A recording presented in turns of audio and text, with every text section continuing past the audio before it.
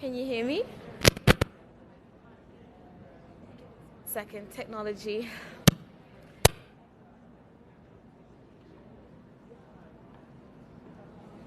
Hello, hello. Am I back? I'll stay right here then. So thank you so much to all of our wonderful panelists. The solutions already out there show just how much education can build skills, change mindsets, and empower climate change. And learning in nature-rich environments like this makes a difference too, by connecting young people to nature so that they, and in turn, can protect it and its inhabitants. This is essential for actions to mitigate climate change. So can we please hear another round of applause for our wonderful panel?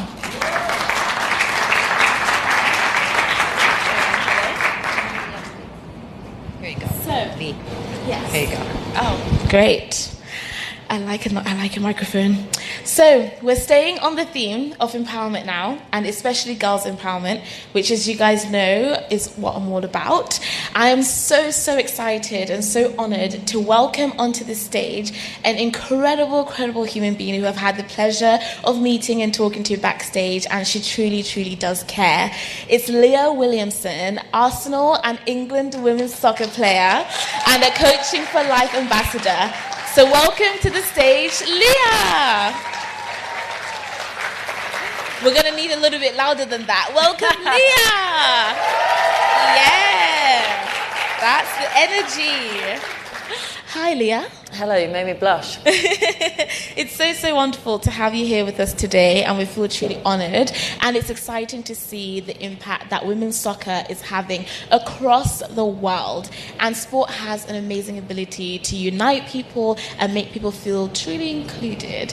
And I'd love to just begin by asking you a few questions, and I'm sure the audience also want to know. But how has sport empowered you on a personal level, and how have you seen it empower girls around the world on your journeys? I think, I picked up a hobby when I was 6. I walked into this beautiful game that I now know and has given me so much. I think the main thing when I look back on my journey is unknowingly I walked into a man's world, and my whole career since has been a series of battles. And to be honest, every time I stepped on a football pitch when I was younger, being the only girl, or you don't realise it at the time, but you're empowering yourself along the way. And I think now I'm in a position where I speak to you today, and every time I do speak or I do address anyone, I'm representing a group of people that have been in the shadows for so long, which is an empowering thing in itself. My journey to be here on my own, but for the sport in general. And yeah, I stand on the shoulders of great women, that have paved the way, and now I'm in a position where I'm encouraged to be the strongest version of myself, physically, mentally, and my whole self, which I think is an empowering thing. And then to you a bit about young girls, I keep saying we keep opening all these doors, but young girls need to have the confidence and the belief to walk through them themselves. And part of my role, my responsibility is to continue to lay the paving stones for them, but also I've seen the change. If I had half the confidence that those young girls would or do have, when I was younger, it would have been incredible. But we were speaking about this. I'm so interested to know how much of that actually in your work, female empowerment, how does that actually look? Because to us it's very obvious, I think, physicality.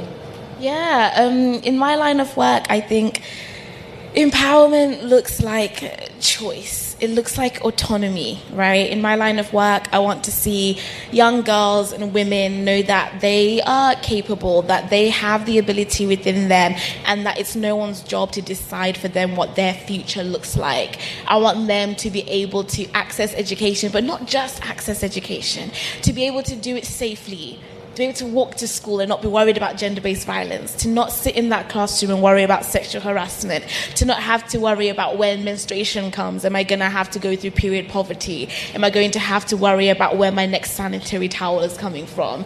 I want girls to be able to feel like once I get into that classroom and I get that education, I can actually use it. I can actually go out into the job market and use my talent and my ability to earn equally not saying more, just equally. Just let me have an equal stake in this playing field. And I think empowerment is about being able to make sure that when that girl wakes up every day, they feel like, what do I want to do? The world is their oyster and there aren't restrictions on them just based on their gender. So I think, that's what empowerment for me is. And that was so powerful. And knowing that you are doing a lot of work right now with Arsenal Foundation and Save the Children on the Coaching of Life program, and you recently went out to the refugee camp in Jordan, and I'd love to see what you thought, what you saw, how that impacted the work that you're doing. Can you tell us more about that with the audience, what your experience was like, people that you met and what you did? Yeah, so Arsenal, I play for Arsenal Football Club have a... Gooners in the room. They have a relationship with Save the Children. They run a program called Coaching for Life. And we were just speaking about it. I love it because it's we go in and we basically give power to the community that we go into, and we train, we help and we train, but they run the program themselves from within the camp.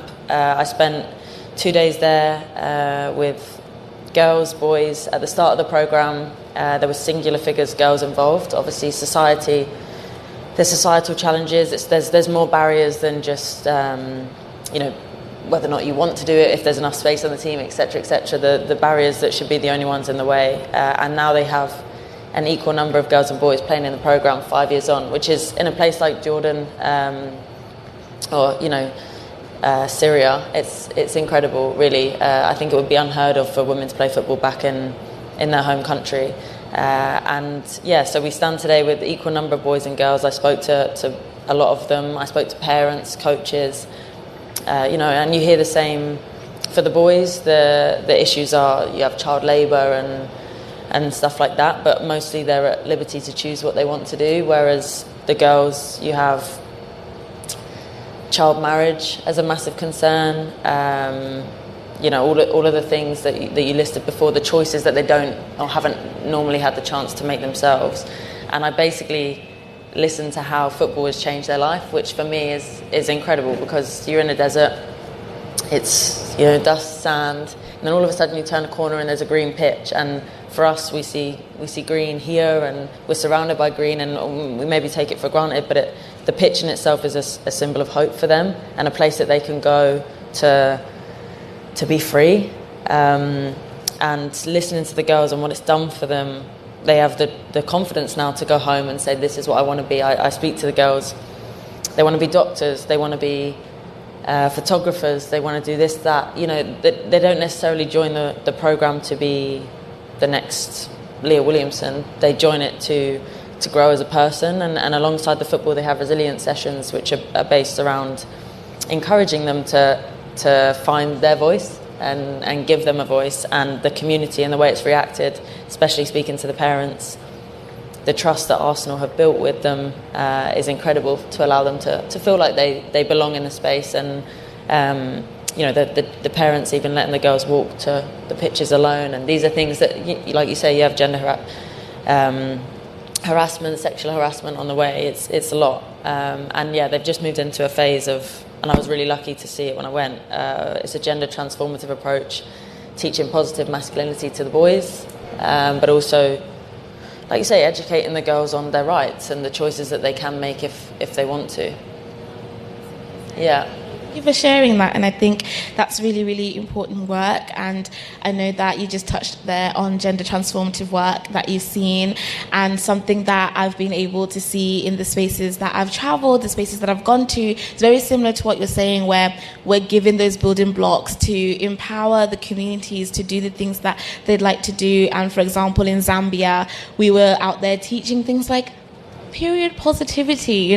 Some of the girls felt so ashamed to share that they're on their periods, because that meant it's time for child marriage. That meant that you might have to be hidden away, because in some cultures, religious contexts, you can't talk about that. So being able to teach these period positive classes about how we can have more people involved in the conversation, teaching the boys as well what it means, what is going on, and just uniting everyone behind it to make sure that we're not having higher dropout rates for girls in classrooms because because menstruations came. So I think that was really nice to witness that work and to hear what you're talking about there in Jordan is really, really lovely. And and now we're also at the halftime moment, of course, of the SDGs. And, you know, we're using all our sport analogies. I hope we're getting it right. Yeah. Offside. It sounds right. Let's hope no one's offside. That's a bad thing here. So you must have loads of halftime talks, of course, to share with us. And can you share one that has made a real impact on you? And what would be a really powerful halftime message that you can give to all of us in regards to the SDGs? Yeah, there's one sticks out. For anyone that doesn't know, there was a European Championship last year, which we won, which is why I'm bringing it up. It's a nice opportunity to get that in there. But we went to extra time, so we're half time of extra time, which is, you know, imagine half time and then times it by 1,000. And we had some chats, and basically the main thing that come out of it was when we looked around each other, I don't even think we believed. You know, we're tired, we've already put in so much work and it's not paid off yet. And it was more about convincing ourselves, if we wanted to convince other people, that we would in fact go on and do it. And who knows if that had an effect, but we did. A goal was scored about 10 minutes later, and I said before, he was a European champion, so it was a great one. But I love half time, because I think the first half, you start the game, there's a complacency because you have so much to go. And you can start slow because you have time to fix things. You get to half-time and you realise that actually the walls are closing in and the pressure builds up. We have a saying in sport that's used quite a lot, and pressure makes diamonds, right? So it's these moments that, not to say that the first half isn't important, but it's where you set your foundations and you figure out, and maybe you go wrong, maybe you take wrong turns. You don't have any time for that at half-time. You have to make the next time count. So that's why I love it. It's a good moment to reflect, but also to kick on. Guys, Leah said, get it together.